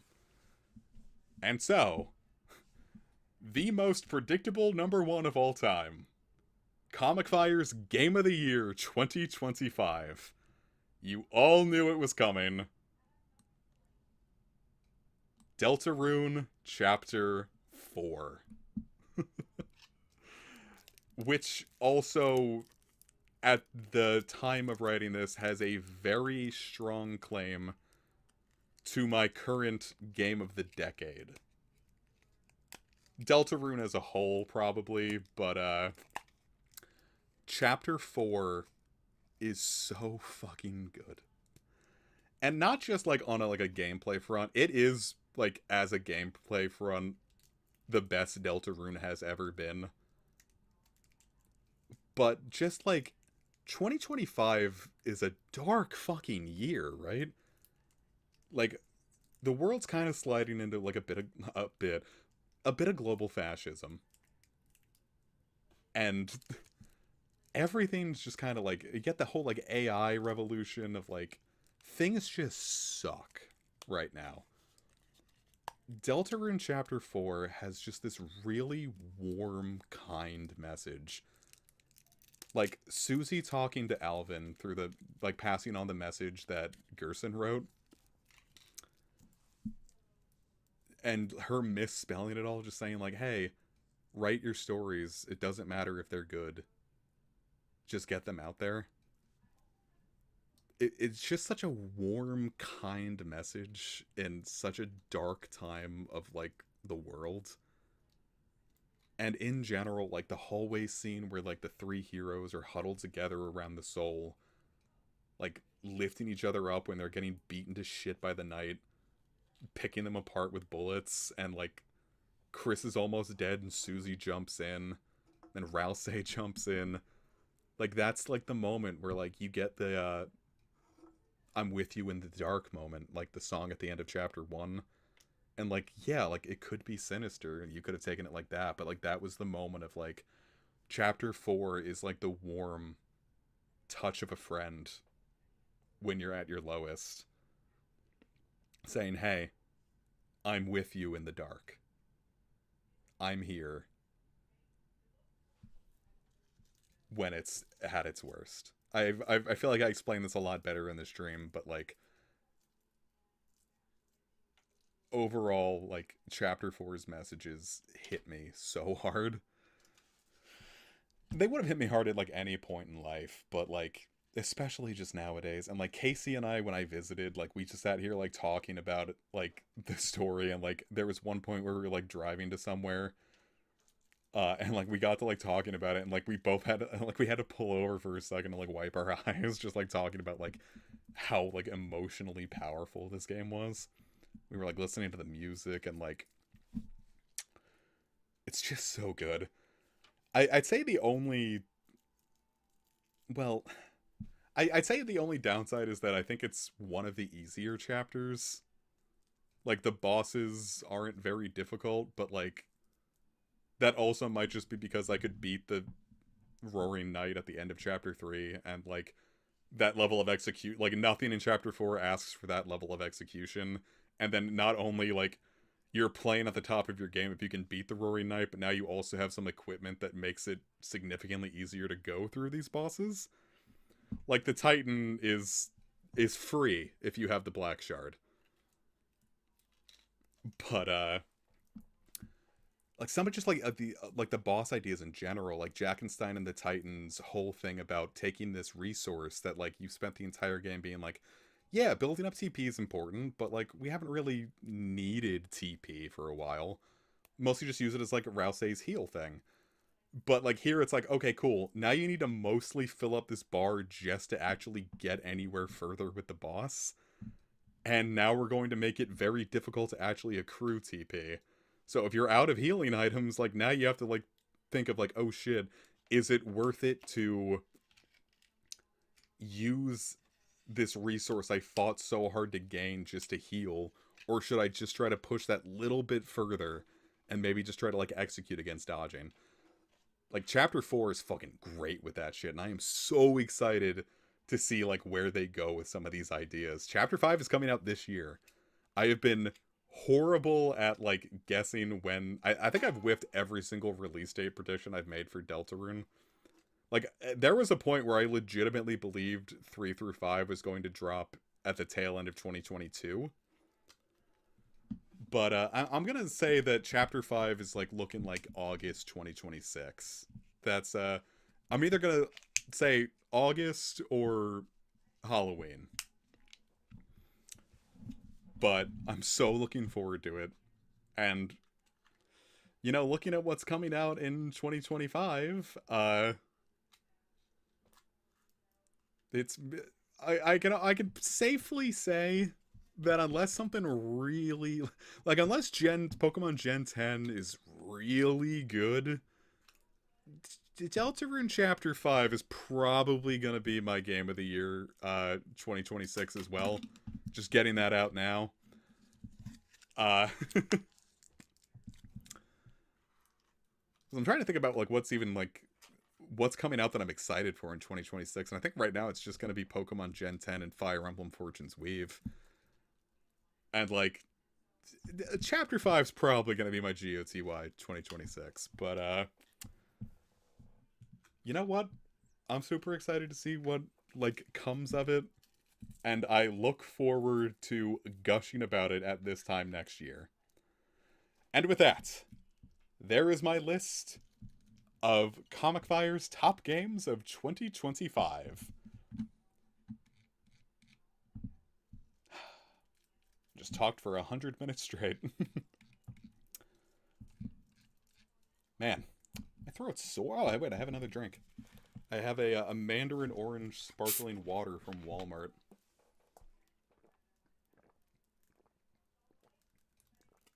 You get a liter of diet drink for 89 cents. It used to be 60 10 years ago.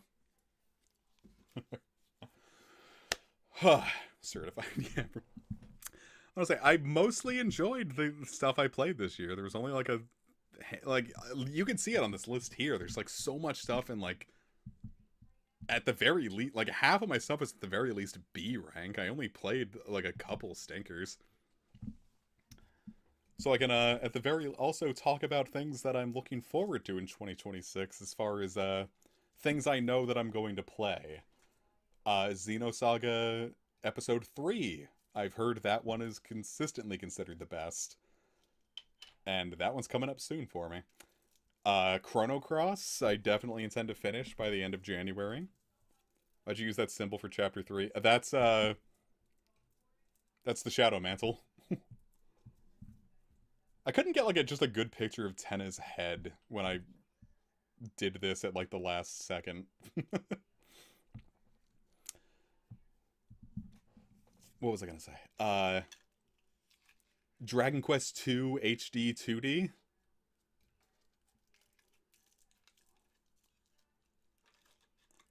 I've heard that one is quite easily the best of, the Airdra Trilogy's remakes. I did beat Dragon Quest 1 HD, and I could have put it on this, but I wanted to just save something for, so I could immediately start the media thread on 2026. I will give my opinions on that on Blue Sky, and then, you know, probably at this time next year. A lot of good stuff coming. A lot of good stuff in my backlog that I'm looking forward to. I was gonna say it's not necessarily cheat. I did that with Dandadan in 2024, where I technically finished that manga in 2023. But I was like, well, I already, like, put out my list of my top things, so I can't. I'll just wait. But I went to all the trouble of making a new, media thread image. Here, I'll put it up now. Actually, gotta be real careful. Here, we'll save image. Image.png. Who wants to look at image.png? I also want to watch Gundam. this was all just like video game stuff too. Like I do have like music I listened to, shows I watched. Okay, yeah, here's the media thread image for 2026. You get your sneak peek of this random scene from Final Fantasy 13 that I thought of just because I have it in my mind that I have to include Fiona on all of my media thread images. And Vanille was holding like a little blue sprite. And I'm like, Fiona's like a little blue sprite. I can actually like just like rattle off some of like the stuff I enjoyed. Here, I'll give the S pluses from like other genres. Like most of the music I listened to this year was really fucking good. Here, let's like I think yeah, I've got 4 things in S plus for music. So if you want some album recommendations, I have the following for you. Igor from Tyler the Creator, Pinkerton from Weezer, Definitely Maybe from Oasis, and After the Gold Rush from Neil Young. As far as here I'll give the S plus and S's for manga. S plus, My Dress Up Darling, which I realize sounds like just some gooner shit, but like, you know how much I love Oasis still making. No, that's their first album. That was from 1995. Actually, no, that was from 94. I think I think their second album was What's the Story of Morning Glory was 95. I think Definitely Maybe was 94. You know how much I love stories about I love art about loving art, which is a lot of what like Deltarune is, and that's what My Dress Up Darling is all about too. It was so good. Zatch Bell 2. And like I was worried because like, like most like shonen sequel manga tended to like suck. Zatch Bell 2 like feels like it could have just like slotted in like just as a time skip. It's so good. Its release schedule kind of sucks because it's monthly and he kind of takes like breaks on the reg, but like it's good. I really like it as a sequel. I finally read through the original Dragon Ball all the way this year. That's an ass. Ruri Dragon. Very good. That one's getting an anime in I think 2027. As far as movies go, S plus, it took you this long, right? I've owned it for a while, and I just got around to it this year. Well, because when I was a kid, I was just like, Dragon Ball is gay, there's no Super Saiyans. And, like, growing up is like, oh, well, that was kind of a dumb thing to think. So, I have all of the manga physically, and I finally sat down and actually got comfortable and just read it all. Man, it's so good. As far as movies go, if any of you haven't watched The Wild Robot, I think it might be DreamWorks' best movie. If it's not their best movie, it is damn close. Chainsaw Man's Reze arc, very solid movie if you're at all interested in Chainsaw Man. Superman 2025, also kind of like a good message about like hope and like how maybe being like a hopeful, like gormless, like positive guy is the real punk. Superman 2025 is very good. I don't care about Superman usually. I loved Superman 2025. Shows I enjoyed, ER seasons 1 through 8. And The Pit season 1. Because, like, my mom showed me The Pit. Because she was like, I heard this is really good. And we watched it, and The Pit's just fucking amazing. Everyone should watch The Pit. It's, like, the best medical drama in, the last, like, 25 years. Maybe the last, like, 30 years. Only because ER came out right before it, and seasons 1 through 8 of ER are really fucking good. And The Pit's kind of like a spiritual successor of, it was supposed to be a reboot of ER, and, like, the main character of The Pit is played by one of the same doctors in ER.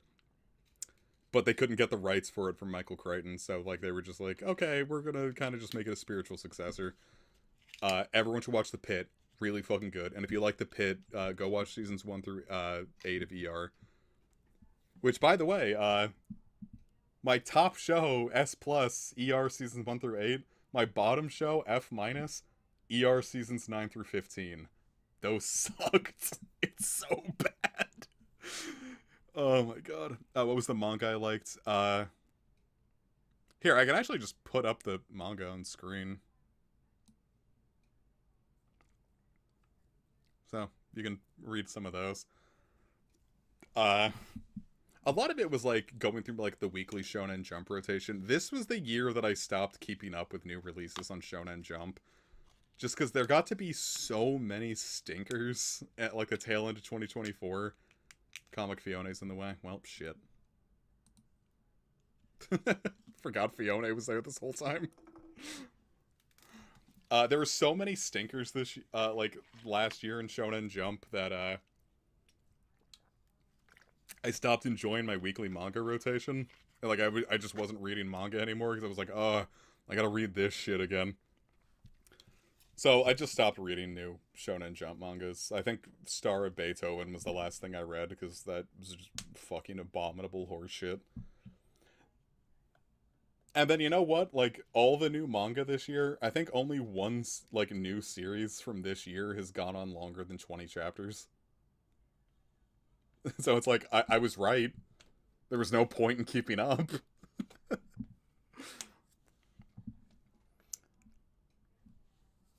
So that's that, I guess. I've been going through some of my older manga backlog, like Dragon Ball.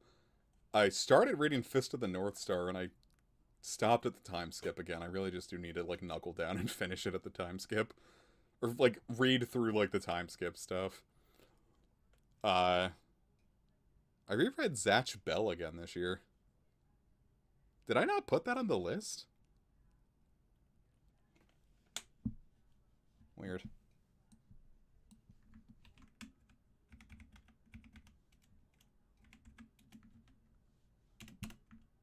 There we go. Can't believe I forgot about Zatch Bell again. I love Zatch Bell. I was obsessed with Zatch Bell. You guys didn't know me when I was 10, obviously, but 2005 to 2006, I was so goddamn obsessed with Zatch Bell. It was, like, my favorite thing.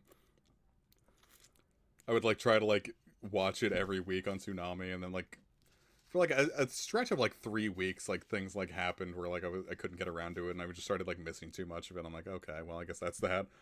And then I stopped, like, I think, like, after 2000, like, after my Zatch Bell phase in 2006, I think I just kept up with, like, Dragon Ball Z finally got fully localized stateside. And then once that finished, I think I just stopped reading manga and watching anime until, like, high school. I don't think I got back into, like, anime and manga until I was, like, in 10th grade. Like, I knew things existed, but, like, I didn't, like, sit down and, like, consistently watch or read anything.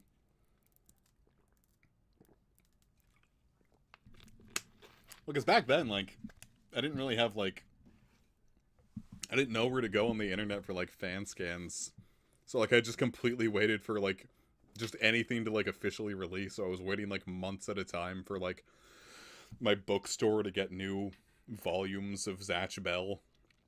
And I just didn't know, like, why they weren't getting further ones without realizing that Viz like, lost the rights to Zatch Bell, so they stopped they stopped localizing it, obviously, and no one came to pick it up. So I'm like, okay, I guess that's just done. Waiting weekly for, like, manga or anime on Toonami. And I think Toonami got shut down at that point. Like, I think that was the point where it died. I was just like, oh, well, fuck. Never mind then. I guess I'll go do new things with my life. I think at that point I was just mostly playing, like, video games and reading books. So. I was into RuneScape a lot at that time. Like, oh, sorry. Well, back then it was just called RuneScape 2. Though I also dropped that once they started the HD push. I didn't want it to be HD. I liked the original. I started playing in 2005. When they started swapping to HD in 2008, I quit. Then I came back in 2015 when Old School was... They made Old School RuneScape based on a backup in 2013. But you had to be a member, and I didn't want to pay for it, so I just didn't, like, really... I was like, oh, I don't know if I'm gonna, like, actually want to play this game. It might just be, like, nostalgia, and I don't want to have to, like, pay the $6 to, like, if you ever consider it a mud. You know, RuneScape started out as a mud. It was a devious mud. Yes, I have very much considered... The initial pitch for Project 4 was going to be a mud, and I haven't... And that has since changed. Project 4 is something else now. As is Project 5. So maybe 6. It would be really fun. I did, like, think about, like... There was going to be a thing with Old School RuneScape called Project Xanaris, which is, like, the fairy dimension in this game. Where you could basically make your own private servers and, like, do whatever you wanted with them. And my plan was going to be, essentially, like, making, like a server-based RPG just in the RuneScape engine. And then, like, chucking everyone, like, membership fees for a month to, like, try out, like, this, like, fun new game I would make. But then, Xanaris got shit-canned, so... Alas, never came to be. Yes, Project 1 was the Yellow Let's Play. Project 2 is RGH. Project 3 is the sequel to RGH. Project 4 is a distant prequel. Project 5 is redacted.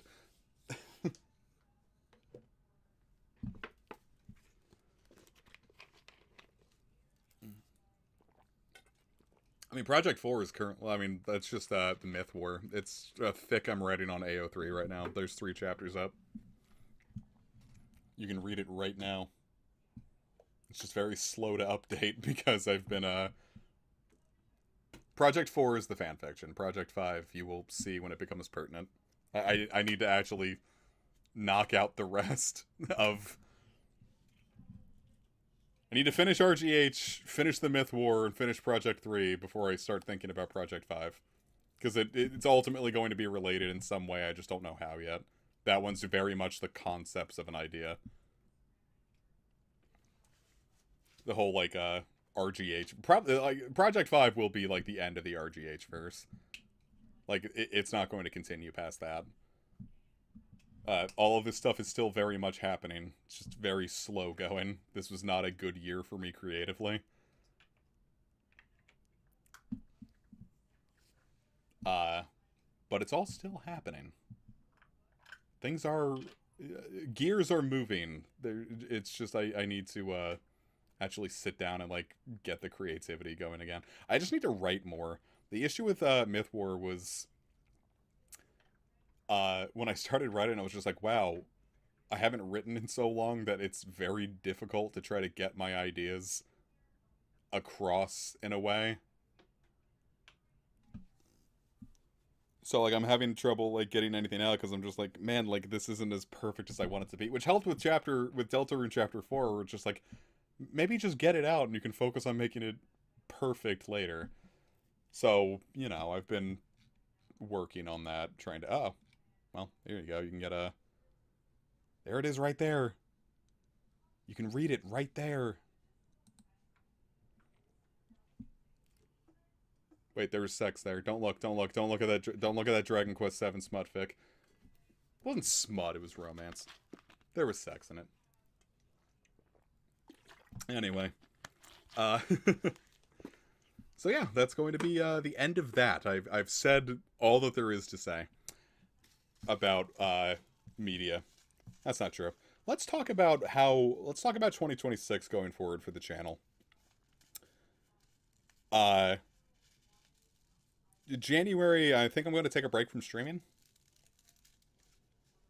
January in general is a very apparently light year for revenue and for the algorithm in general. So that would be a lot of spinning my wheels and getting a little frustrated when YouTube doesn't work with me. So, gonna take a break from streaming. I'm a little tapped out on streaming. realized that I haven't really done much of it, but it's been very difficult to like get up and perform in front of a it's not so much bad when I get when I'm actually streaming, but like getting the energy to get up and stream can be very difficult sometimes, which is why if I say that I'm going to do something and then don't, it's because I was just like dreading it so hard that I would rather just like cancel it and do something else. Like I said I was going to finish I was going to do a Radiant Dawn stream to cap out the year, and when I sat there getting ready to like push the stream to go live, I was just like, I cannot do this right now. That's what I'm saying. No, like it's silly. That's really what it is. It's silly. Like the people that I know are gonna eat this shit up, and I'm just like, man. But what if this time they realize that I'm washed? So should probably call my doctor about maybe bumping up my Lexapro to 20 milligrams. But so my focus is going to be on more just edited content. Like I wanted like actually like I have Devil Survivor 2 ready to get back to, so I'd like to focus on Devil Survivor 2. Maybe when I'm in the vibe of doing God, yeah, 2021, man. At least with that one, it was mostly because I was like working more. Like I was out and about. But I'd like to do more just like edited content, like things where I can kind of just like do things at my own pace and kind of like get back into the groove a little bit. Uh, those also don't necessarily do too hot, but like at this point, like I'm not doing it for the fame. I'm doing it for like the more for me. Like the 10 people who watch, love them to death. For doing it for me. Uh, want to get back to Soul Hackers 2. I've been sitting on that for almost 3 years now.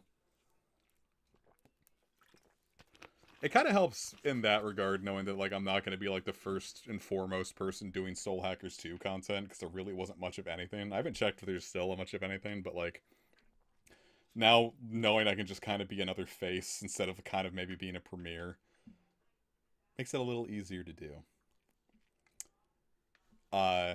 Dramatic reading stuff, because I got a really nice comment from someone who was like, please do more of this. Like English isn't my first language, and I've been like trying to like learn it through these books I really enjoy, and listening to you talk like so like clearly reading this out has been really helping me. And I'm like, well shit, I can't stop now.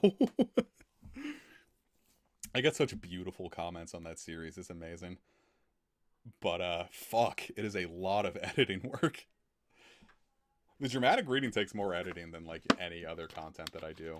It's obscene. More planning, more editing. So yeah, that's gonna be my big thing. Is I want to kind of just like take it in a slower kind of more methodical way. I want to do more writing. I want to do more edited work. So to that end, streams probably not popping up again until February. I would like to finish Conquer's Bad Fur Day when we get back.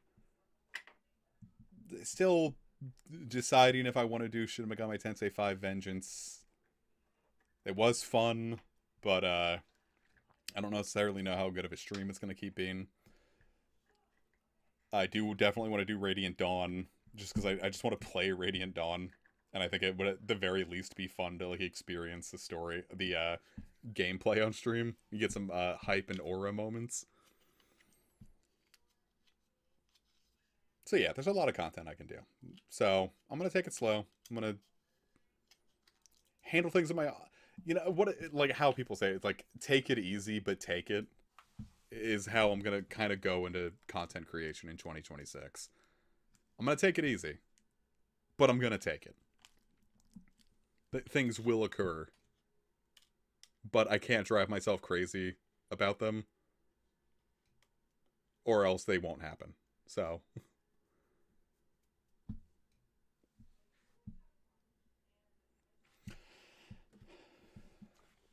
I did think about doing dramatic readings of the How to Train Your Dragon books, so I can explain why I prefer those to the movies.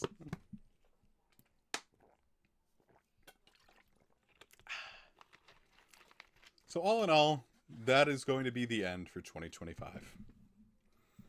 A very difficult year. A year that I would I'm happy is gone. It had some very good moments. Had some very bad moments. It's mostly bad moments. Had some very good ones in the meantime though. 2026, I sure hope goes smoother. I sure hope anything calls me back, you know? I would love to stop getting ghosted on job stuff. Leaving that one job was the worst fucking idea I ever had. I really don't know why I know exactly why I did it. I just really wish I thugged it out. But overall, we're going to go into 2026 cautiously optimistic. I'm not going to say like, oh yeah, it's my year, but I'm going to go into it knowing that the issues from 2025 are still going to persist. We know that the world is still going to be bad, but we know how to adapt to that. So I'm going to go into 2026 cautiously optimistic. And I hope that it goes smoothly for you as well in that regard as well.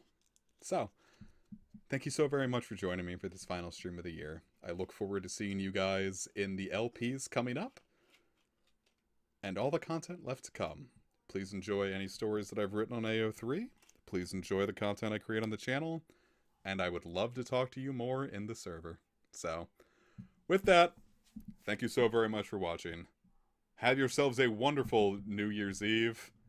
Have yourselves a wonderful start of 2026. And may this year go smoother than the last. My name is comicfire. You know who I am. I know who you are. Good night, children.